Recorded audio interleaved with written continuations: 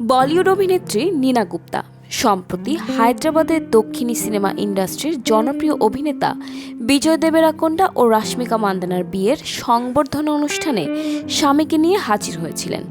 সাদা রঙের সিল্ক শাড়ি ও হলটারনেক ব্লাউজে দেখা যায় অভিনেত্রীকে।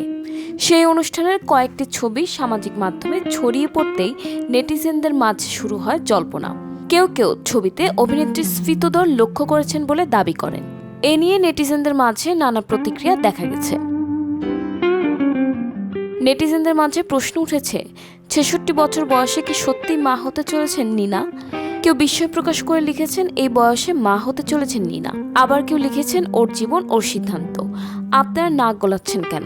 তবে বিষয়টি নিয়ে এখন পর্যন্ত কোনো প্রতিক্রিয়া জানাননি নীনা গুপ্তা।